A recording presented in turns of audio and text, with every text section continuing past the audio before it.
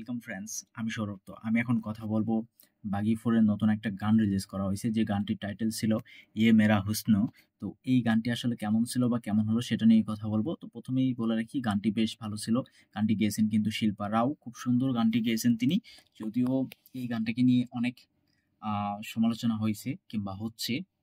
দেখুন, আমরা পাঠান মুভিতে বেশারাম রং যে গানটা ছিল আর কি শাহরুখ খানের, তো সেই গানটা গেয়েছিলেন কিন্তু শিল্পা রাও। এই গানটাকেও ইভেন সেইভাবেই ট্রিট করা হয়েছে। আমরা লোকেশন কিংবা ডান্স সেটআপ, মানে সবকিছু, মানে সিমিলারিটি খুঁজে পাচ্ছি কোথাও গিয়ে এই গানটাতে। তো এই ধরনের আসলে মিল খুঁজে পাওয়া এটা স্বাভাবিক বিষয়। এটা হয়ে থাকে, আমরা এর আগে অনেকবার দেখেছি। তবে এখানে যেহেতু টাইগার, মানে টাইগার শ্রফ, যার জন্য এই জিনিসটা আরো বেশি হচ্ছে। তার কারণ হলো টাইগারের রিসেন্টলি কিছু মুভি একেবারে ফ্লপ ডিজাস্টার হয়, যার কারণে তাকে নিয়ে সবসময় মানে হাসি ঠাট্টা খিল্লি এই সমস্ত কিছু হয়ে থাকে। যদি এটা সালমান খান করতো তাহলে কিন্তু কেউ সেইভাবে মুখ খুলতে পারতো না। এটা আমার দিক থেকে মনে হয়। তবে গানটি বেশ ভালো ছিল। এখানে আমরা খুব সুন্দর ডান্স পারফরমেন্স দেখতে পাচ্ছি। গানটাতে টাইগার শ্রফ তাকে বেশ ভালো লাগতেছে। ইভেন এই কথাটা বলতে হবে, টাইগার শ্রফ তার পারফরমেন্স, তার লুক সবকিছু খুব সুন্দর ছিল। গানটিতে তার যেভাবে এন্ট্রি, যেভাবে তাকে দেখানো হচ্ছে খুব ভালো। সঞ্জয় দত্ত তাকেও বেশ ভালো মানাচ্ছে, খুব সুন্দর এই গানটিতে, অবশ্যই সেটা বলতে হবে।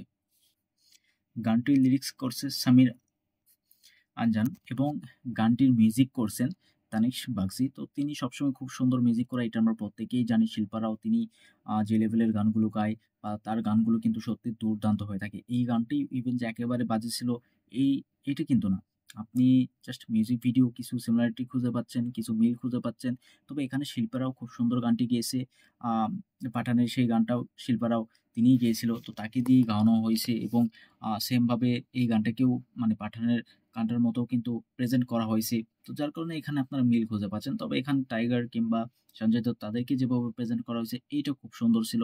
আর একটা বিষয় যেটা আমি লক্ষ্য করলাম, যে এই গানটাতে যে আ ট্যাগ গুলো বসানো হইছে বা যে আ টাইটেল গুলো আমরা গানটাতে দেখতে পাই, এটি কিন্তু আমার কোথাও গিয়ে ঋত্বিক রোশনের 'ব্যান ব্যান' মুভিটার যে গানটা ছিল আরকি, সেই গানটাতে যেভাবে আসলে এই টাইটেল গুলো লেখা আসে, সেম কালার সেম ভাবেই কিন্তু এখানেও আমি দেখতে পাচ্ছি। এই জিনিসটা আমার কাছে খুব, মানে আমি শুরু থেকেই এই জিনিসটা লক্ষ্য করছি। তবে এই গানটা হয়তোবা আপনি ১ম ১-২ বার শুনবেন, গানটা আপনার ভালো নাও লাগতে পারে। তবে এই গানটা বারবার শুনবেন, গানটা আপনার ভালো লাগবে। গানটি obviously খুব সুন্দর ছিল। এখানে ডান্স পারফরম্যান্স বেশ ভালো ছিল। আপনি একটা আইটেম গান হিসেবে এই গানটাকে কোথাও গিয়ে মানে একেবারে ডিজাস্টার বা ফ্লপ এই ধরনের বলতে পারবেন না। গানটা obviously খুব সুন্দর ছিল এবং গানটার শেষ ভাগে যেভাবে মিউজিকটা লাউড হতে শুরু করে এবং ডান্স পারফরম্যান্স, তার ফাঁকে যেভাবে অ্যাকশন সিন গুলোকে দেখানো হইছে, আমি ভাই মজা পাইছি। 'বাগি 4' এ প্রচুর অ্যাকশন হবে। টাইগার নতুন করে কামব্যাক করবে এটা সিউর থাকেন এবং 'বাগি 4' বলিউডে সেরা একটা সিনেমা হবে কিনা তবে আমি সেটা বলব না। আমি বলব যে বলিউডে মানে ব্রুটাল ভায়োলেন্স কোনো মুভি থাকলে অ্যানিমেলের থেকেও মেবি বেটার হতে পারে টাইগার সরি 'বাগি 4'। কারণ এখানে যে ভায়োলেন্সটা দেখানো হইছে অ্যানিমেলে কিন্তু এতটুকু দেখানো হয়নি। 'মার্কো' মুভিতে দেখানো হইছে, ইভেন 'কিল' মুভিতে দেখানো হইছে, 'হিট 3' মুভিটাতে দেখানো হইছে। তো সেই লেভেলের অ্যাকশন কিন্তু আমরা 'বাগি 4' মুভিটাতে দেখতে পাবো। অবভিয়াসলি টাইগার শ্রফ তিনি একজন অ্যাকশন হিরো। তিনি বারবার অ্যাকশনের মাধ্যমেই কিন্তু আ কামব্যাক করতে চেষ্টা করতেছে এবং বলিউডে অ্যাকশন হিরো বলতে গেলে আমি টাইগারকে অবভিয়াসলি অ্যাকশন হিরো হিসেবেই আ সিরিয়ালে রাখবো। তো দেখা যাক আসলে কি হয়। অবভিয়াসলি গানটা আমার কাছে খুব ভালো লাগছে। খুব সুন্দর একটা গান। আমি বেশ কয়েকবার শুনছি। শোনার পরে গানটা মানে আলাদা লেভেলের মজা দিচ্ছে এবং মিউজিক ভিডিওটা যদি আপনারা দেখেন তাহলে এই গানটার শেষ ভাগের সিনগুলো দেখবেন, সেখানে মানে এই গানটার সঙ্গে মিউজিকের সঙ্গে যেভাবে তাল মিলিয়ে অ্যাকশন সিনগুলোকে রাখা হইছে, আ সেগুলো মজা পাইছি। আর টাইগার শ্রফ সত্যি তার লুক অ্যান্ড ফিল খুব সুন্দর ছিল, যেভাবে প্রেজেন্ট করা হইছে। অবভিয়াসলি গানটাতে বেশ ভালো লাগতেছে।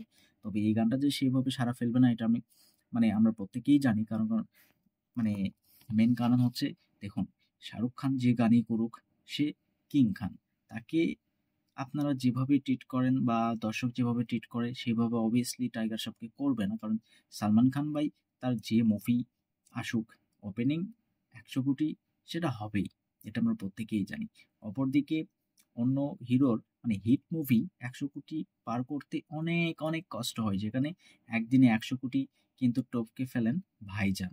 তো এই কথাটা মাথায় রাখতে হবে যে বলিউডে টাইগার শ্রফ তার যে লেভেল কিংবা শাহরুখ খান, সালমান খান তাদের লেভেল অনেক হাই।